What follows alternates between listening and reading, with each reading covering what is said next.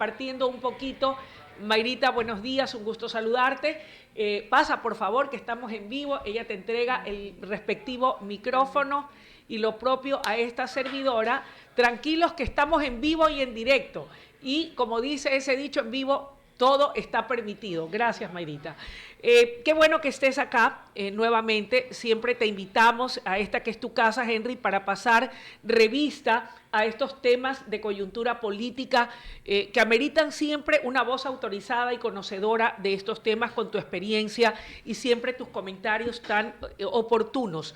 El tema que hoy por hoy tiene a todo el Ecuador con los ojos puestos en estas, yo quiero utilizar un término apropiado para mí como periodista, estas diferencias o estas divergencias, no quiero usar el término confrontación aún, pero entre las decisiones que ha tomado la Corte Constitucional y lo que ha manifestado el presidente de la República, la Asamblea y otros voceros importantes del gobierno al tildar de enemiga del pueblo a la Corte Constitucional. La pregunta es, la Corte Constitucional, tú eres un hombre de derecho, conoces de derecho y eres abogado, ¿ha cumplido al adoptar la decisión que adoptó, admitiendo a trámite algunas de las demandas de inconstitucionalidad presentadas por varios organismos colectivos y sociales de manera estrictamente jurídica o hay algún tinte de carácter político queriendo boicotear las leyes que fueran aprobadas por la Asamblea y que fueron impulsadas y promovidas por el Ejecutivo? Buenos días nuevamente. No creo que le hace bien a la democracia estar tildando de enemigos del pueblo o enemigos de la patria a cualquiera o que piense distinto, que puede ser cualquier ciudadano, o a quienes tienen la competencia de ejercer un tipo de control. Puede ser inclusive la misma asamblea en órganos políticos y en este caso un órgano jurídico que es la Corte Constitucional. ¿Tiene o no tiene la Corte la facultad de recibir demandas, admitirlas y suspenderlas provisionalmente porque la Corte no ha eliminado ninguna ley? Sí, sí la tiene. ¿Podemos o no podemos estar de acuerdo con eso? Puede ser. Pero tildar de enemigos o de traidores solo por el hecho de ejercer una facultad que está arreglada, no creo que sea apropiado y no colabora con el debate nacional. En ese contexto podría decirse que la Corte lo que ha hecho es interpretar cada uno de sus integrantes como a bien tienen de manera jurídica al tomar la decisión de admitir las demandas de inconstitucionalidad y suspender la vigencia de ciertos artículos mientras de se las tres sustenta leyes. el tema de fondo, mientras la Asamblea y el Ejecutivo ponen sus pareceres y viene propiamente el proceso. No se ha eliminado nada y no se las ha declarado inconstitucionales, se ha admitido. Ahora bien, ¿cuál es la salida o qué es lo que se puede vislumbrar va a ocurrir mientras teníamos el día de ayer una marcha de quienes presentaron precisamente esas demandas de inconstitucionalidad? Estamos hablando de lo que citaba la prensa, yo no estuve allí, no lo vi, pero hablaban de alrededor de unas 1.500 personas entre sindicalistas, educadores, trabajadores de la salud, y lo que será la marcha que ha convocado el Ejecutivo, alentando a los ciudadanos a marchar hacia la Corte para hacerle sentir, ha dicho el propio mandatario, la voz del mandante, la voz del pueblo. ¿Creemos que la polarización exacerbada es lo que necesita el país?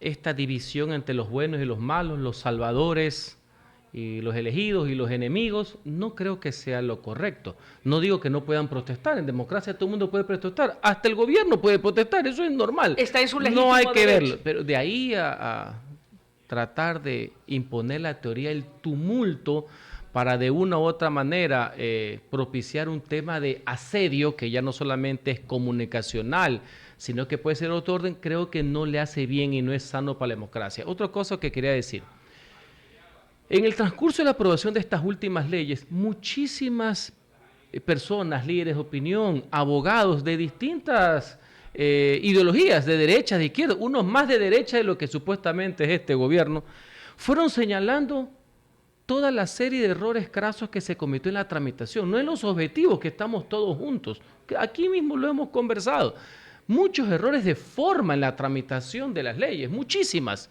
Entonces esta era casi una crónica anunciada. Muchas personas que están en la línea del gobierno también, abogados, miembros del foro, manifestaron que estaban mal tramitadas las leyes, que habían algunos artículos notoriamente inconstitucionales, que habían procedimientos que habían sido saltados en una económica urgente, metieron de todo. Hablamos de casi una fanesca con Chaulafán. Entonces, no hay por qué sorprenderse que haya varios grupos de personas, gremios, etcétera, asociaciones o ciudadanos que hayan presentado demanda. Eso es lo que iba a pasar. ¿Hasta qué punto sabían o no sabían? ¿Hasta qué punto estaban estirando el chicle, la Constitución, para ver hasta dónde las alcanzaba? Ese ya es un tema político. Ahora, Henry, ¿de qué dependerá que la Corte Constitucional termine, en un hipotético escenario, sentenciando que esas leyes no van más? Esas leyes o algunos artículos. O algunos artículos. Dudo muchísimo que tumben todas las leyes, pero puede ser que algunos artículos. Yo mismo te digo, como una persona no dueña de la verdad, pero que sí tengo criterio, algunos artículos y algunos capítulos están pésimamente mal aprobados. Y si mañana la Corte los deja sin efecto, no me sorprenderían y diría que es lo correcto. Vuélvalos a tramitar de forma idónea y correcta. Ordinaria sería lo de la forma correcta. Te voy a poner un ejemplo. No está bien que la mayoría legislativa haya violentado el concepto de la unidad de materia que se da en leyes económicas urgentes. Lo ha dicho medio mundo que ejerce una opinión, no digo que es toda la ciudadanía.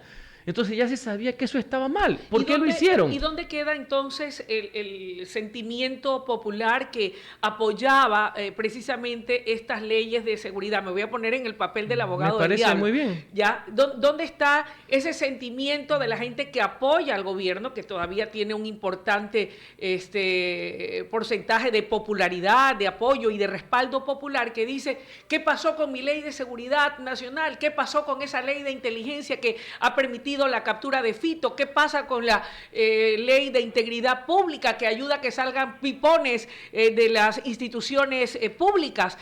¿Dónde queda eso? Vamos por partes, porque estamos mezclando las opiniones con hechos no comprobados, ¿no? Claro, porque no, yo me estoy poniendo como abogado pero del diablo, inclusive dentro del tema todo el mundo tiene derecho a tener su opinión, sí, pero uno no puede construir su propio hecho, porque el hecho es uno solo. Ya. Por si acaso. Más allá de lo que cada quien como el piense. ejercicio, claro, es que todos estamos en el mismo objetivo que ha planteado el gobierno. Esto es ¿cómo? La lucha contra la inseguridad, la reactivación económica, pero si en el trámite has puesto artículos notoriamente inconstitucionales, si en el trámite has violentado los procesos, lastimosamente no pueden pasar. No es que el objetivo sea malo, no es que el discurso sea malo, pero lastimosamente no lo puedes hacer así. Ahora, aquí para alguien que no conoce, porque no soy abogada, más allá de cosas elementales que aprendo cuando entrevisto a personajes como tú, si la Corte dejase sin efecto la vigencia de los artículos que hoy están siendo observados, ¿pueden volver a intentar la Asamblea? Pueden volver a hacerlo,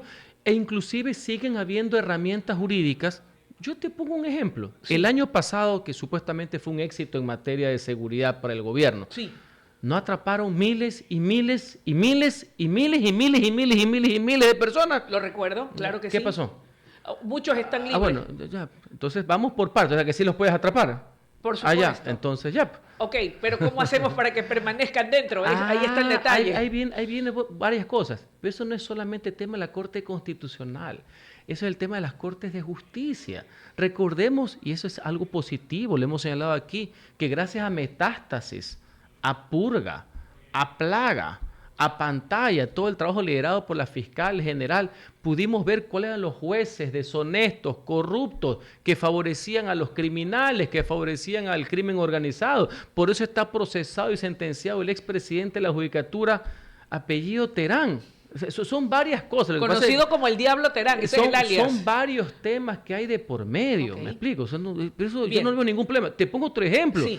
En lo que le corresponde a la Corte lo calificó y lo apoyamos como pueblo ecuatoriano. El año pasado todos votamos para que Fuerzas Armadas puedan intervenir en la seguridad interna del país sin ningún problema. Ahora se aprobó en la Asamblea, hubo un dictamen favorable a la Corte Constitucional para que podamos eliminar la prohibición de que existan bases militares extranjeras. Y a propósito hay muchas herramientas al respecto y pueden seguirse haciendo. La única salvedad, y que puede ser que el gobierno o la Asamblea puedan justificarlo, porque todavía no hay una sentencia en sí, es que hay algunos artículos notoriamente inconstitucionales. Y aprovecho para decir algo. Sí. En la Ley de Integridad Pública, que nació de forma muy interesante como Ley de Contratación Pública, y que se sumaron más de una docena de leyes al vuelo, al final, saltándose todo, tú acabas de señalar, una cosa es la narrativa, que yo la entiendo, lo haces a propósito para picar cartas, y otra cosa es el hecho. ¿Quién está en desacuerdo que voten a los pipones? Nadie. Nadie, todo el mundo quiere que los pipones, aquellos que ganan gratis y no trabajan, que Ya, se entonces, vayan. por ahí se insertó un artículo que está en discusión, mediante el cual poco más te saltas la carrera administrativa y puedes dar lo mismo ser funcionario de libre remoción de carrera administrativa. Creo que no está muy bien, pero en todo caso son los jueces los que tienen que decidir. Claro que Entonces, sí. claro, si tú lo pones como un membrete de que, claro, muerte a los pipones, fuera los pipones, claro, todos estamos de acuerdo. Pero ya cuando ves el artículo es otra cosa, ¿no? Ahora, ¿puede o debe la Corte Constitucional y sus integrantes actuar en favor de la demanda del Ejecutivo y de la Asamblea? Es decir, actuar por presión, haciendo caso omiso a lo que dice la Constitución de Montecristi. Ellos, nos guste o no, tienen que obrar en derecho. Y aprovecho para decir algo en la Constitución de Montecristi.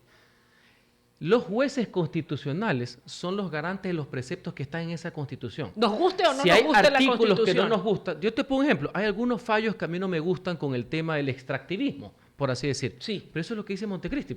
Y hay que respetarlo porque eso es ellos lo que están fallando tenemos. en esa línea. Ok. ¿Sí me sigues? Sí, sí, ya. Ese es el problema. Entonces, si mañana hay dos cosas, mañana no nos gustan algunas cosas de la Constitución, que a mí no me gustan muchísimas, cambiemos la Constitución.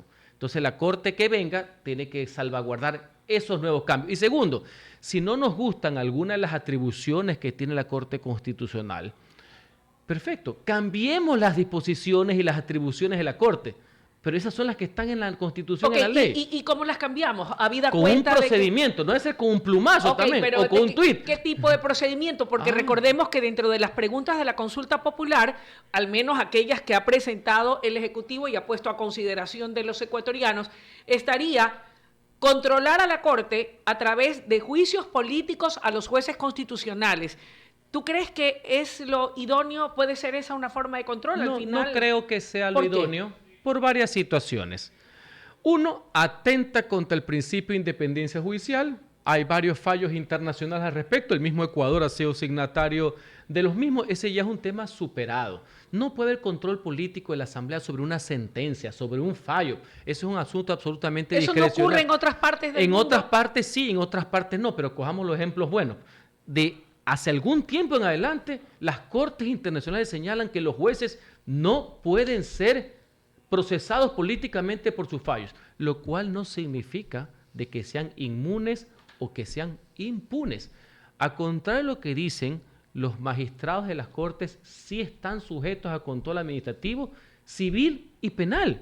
Por si acaso, si mañana cometen alguna infracción, si mañana están acusados de algún delito de corrupción, no tienen impunidad alguna, ni inmunidad alguna. ¿Cuál es el procedimiento en ese Hay caso? un procedimiento que la misma Corte Nacional de Justicia los procesa. O sea, hay todo. Lo que no tiene es control político y está bien que no tenga.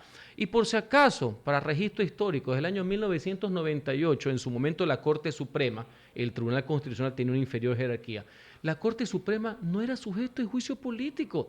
Por eso es que con una ilegalidad en el gobierno del presidente Lucio Gutiérrez destituyeron a la Corte, te suena el término, la Corte Quintana Cuello.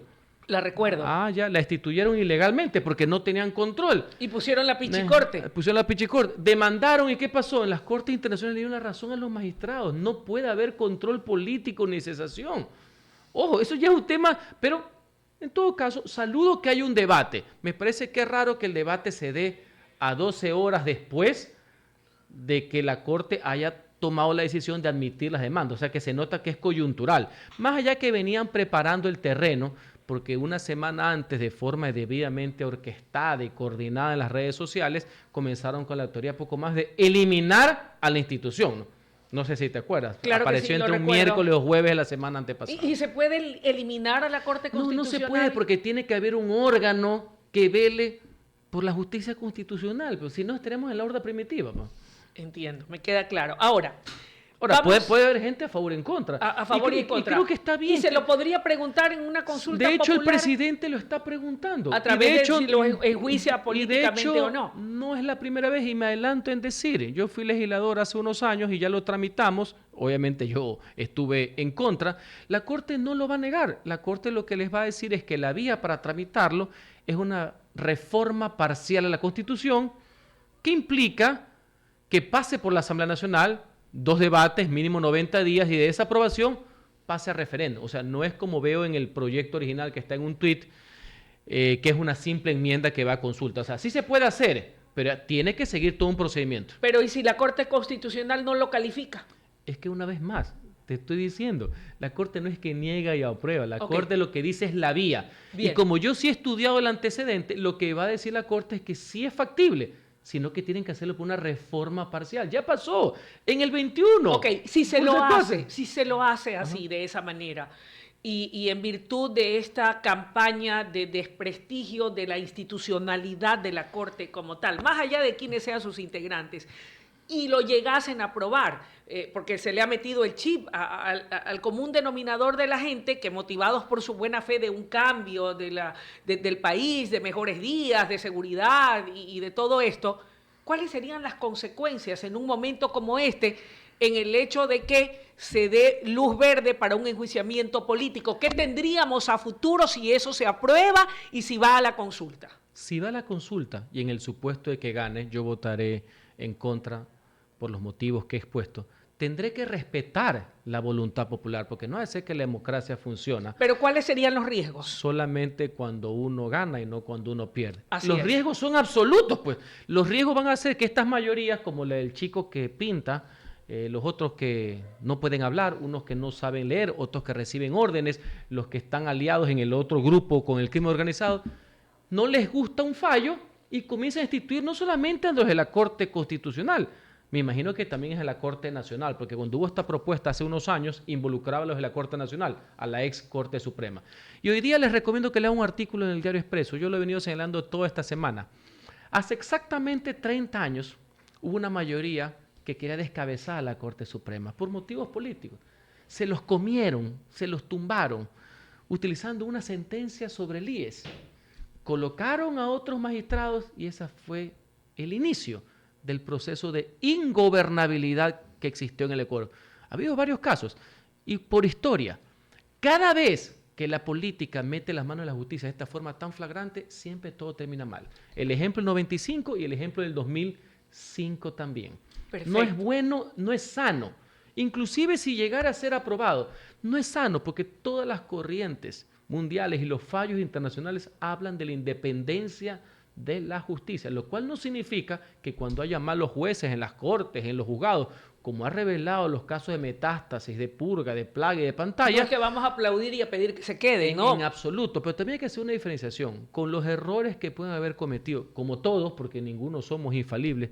La Corte Constitucional no adolece de los vicios que han tenido las Cortes de Justicia, pues estoy haciendo una separación, y asimismo, porque las personas hacen a los cargos, esta Corte Constitucional es distinta a la Corte Cervecera, por poner un ejemplo. Lo recuerdo perfectamente. Ahí tenemos a una doctora Teresa Núquez que acabó de renunciar y es una dama en toda la extensión de la palabra y nadie puede dudar de su honorabilidad acrisolada o del propio Herrería Bonet. Más allá que hemos criticado algunos fallos, sí, nadie puede poner en duda la honorabilidad de los dos magistrados, ex magistrados que tú acabas de citar, y los otros, de su capacidad, de su honestidad y que no están a golpe de teléfono de ningún político. Ahora, en el ámbito del derecho, puedes o no puedes estar de acuerdo con sus fallos y con sus dictámenes. Pero yo saludo uno y aprovecho, sí, creo que uno lo hizo el doctor Herrería, cuando en el año 2022 hubo una objeción a la ley de comunicación, objeción constitucional, hicieron un fallo a favor de la libertad de opinión, que es una verdadera pieza jurídica, por poner un ejemplo. Henry, tú hablas de la importancia, y yo coincido contigo, y esto va más allá de mis afectos, de mis simpatías, porque todos tenemos nuestro corazoncito. Yo, por ejemplo, soy emelecista a morir y tú eres barcelonista, pero te quiero, te respeto, admiro tu capacidad y tu inteligencia. Y así, podemos disentir en el equipo de fútbol, en la religión, en los gustos por la comida y también en lo político, pero más allá de eso, coincido contigo en la necesidad de que haya un verdadero respeto e independencia de poderes para poder lograr esa anhelada gobernabilidad y que el país viva a plenitud una democracia basada en el respeto a la institucionalidad de cada uno de los poderes y organismos que conforman el Estado. En ese contexto te pregunto, ¿crees tú que ya que se busca de alguna manera controlar que los jueces constitucionales no hagan de las suyas, de acuerdo al tema que ha sido expuesto en la consulta popular o en la propuesta de consulta, no debió incluirse ahí también el tema de que así como están planteando que desaparezca el Consejo de Participación Ciudadana y Control Social, también debiera desaparecer el Consejo Nacional de la Judicatura? Porque a mí sí me llama la atención que ese organismo, que es vital, y que ya hemos visto en todo lo que ha degenerado a lo largo del tiempo, resulta que ese no lo ponen a consideración del pueblo, cuando tenemos ahí un Terán que está preso y pues por los hechos que ya toda la opinión pública conoce. Es una muy buena pregunta y yo me sumo a aquello. Debería ser parte también de las reformas estructurales, de fondo, de contenido, el tema del Consejo de la Judicatura, que no puede seguir siendo, como el error de diseño de la Carta Constitucional, un órgano de gobierno. A lo mejor ha de ser porque se sienten cómodos con la actual integración, con ese impresentable de Godoy, por así decir, que veo que lo han vuelto a poner en la terna. Fíjese Entonces, usted, como están cómodos con esa integración, no ha de querer ir a la estructura total. Y te pongo un ejemplo, lo mismo pasa con el Consejo de Participación. Saludo que finalmente se haya puesto la pregunta sobre su eliminación. Creo asimismo que se ha perdido tiempo valioso. ¿Por qué digo esto? Porque la eliminación del Consejo de Participación no es por una simple enmienda, no va directo a consulta popular. Ya hay dictámenes de la Corte y estoy seguro que los van a volver a decir, que el trámite es una reforma parcial, es decir, tiene que ir a la Asamblea y la aprobación de la Asamblea ir a referéndum. Veo un poco difícil que calcen las fechas. Si se sigue el procedimiento establecido, no veo cómo se va a llegar a diciembre para el proceso del Consejo de Participación Ciudadana. Así que cuidado, también es un poco de humo al respecto cuando lo que interesa son otras preguntas. Henry, ¿qué otras preguntas son las que tú incorporarías y que faltan y que el sentido común y el conocimiento de los temas del país te apuntan a decir sí, faltan preguntas? Uno de los grandes problemas que tiene la Constitución de Montecristi es su régimen orgánico, donde está el Consejo de Participación, el Consejo de la Judicatura. Eso tiene que ser cambiado.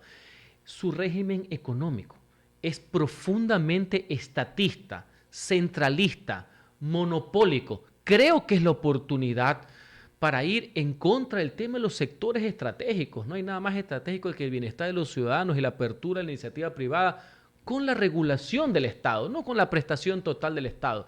Creo que se pueden introducir preguntas que vayan en esa línea, quitar los monopolios estatales, el tema de los sectores estratégicos, entre otras cosas. Y aprovecho para decir, así no parezca muy popular, pero como ciudadano tengo el derecho a hacerlo. Lo he dicho aquí, yo creo en la contratación por horas para nuevos empleos, pero no solamente en el sector turístico. Yo creo que se puede ampliar. Se está haciendo sectario, ¿verdad? Yo lo que creo que el gobierno también se está cuidando, porque como hace un año se dijo que no, a lo mejor lo está poniendo en una actividad focalizada, que es necesaria en el ámbito del turismo. Claro, recordemos que la industria sin humo, la que no contamina. Recordemos que, según todos los análisis internacionales, el futuro económico del Ecuador pasa por el turismo, por la agroindustria y por la minería. Dos temas más y me estoy pasando de tiempo, pero quiero tu opinión que para mí es fundamental. El tema de la eliminación de los fondos partidistas. Finalmente, ayer en la Asamblea, con los votos de ADN y de Social Cristiano y una parte de Pachacuti, logró finalmente aprobar esta reforma que deberá ser puesta a consideración del pueblo. Y siempre será rentable estar en contra de los partidos. Me parece bien, habrá que votar a favor. En algunos casos, no en todos ha sido mal utilizado el fondo partidista en actividades que no tenían que ver con la preparación de los militantes y de los adherentes. Espero que esos recursos sean utilizados en salud y en educación, por así decirlo. Ese era el uno y el final. José Serrán está detenido en Miami. No ha trascendido cuáles son las razones y aquí está obviamente en una serie de investigaciones de todo orden, pero hasta donde yo sé no hay una orden de detención, ni tampoco hay una sentencia, ni mucho menos. ¿Qué te huele? ¿Qué hay detrás de esto? Perdóname, yo sé que no eres brujo ni adivino, pero te pregunto si lo pueden traer de vuelta y aquí qué va a pasar. Yo siempre tenía el mismo criterio del señor. Te recuerdo que yo fui el interpelante del juicio político, por lo cual lo destituimos como presidente de la legislatura. Y no ha cambiado mi posición al respecto. Efectivamente, tiene algunos procesos de investigación, los más largos en el tiempo. No, hasta donde sé, no tiene una orden de detención ni de captura, pero parecería ser que ha sido detenido por una infracción de tránsito. Y lo que sí se pregunta a todo el pueblo ecuatoriano es cuál es el estatus con el cual él reside en Estados Unidos. Así que Estados Unidos, que es un país soberano, a lo mejor tiene que decidir si tiene algún trámite de refugio o no, o si no, tendrá que ser deportado. Para ver qué pasa acá con todos esos Así procesos mismo. o investigaciones. Gracias por tu comparecencia, Henry. Siempre es un gusto, un honor poder contar con tus valiosas opiniones y comentarios que nos ayudan a dilucidar este complejo panorama político que vive el país y que ojalá hallemos una salida. Muchísimas gracias. A las órdenes siempre. Momento de una breve pausa y enseguida volvemos con más aquí en el Noticiero Nacional de WQ Radio.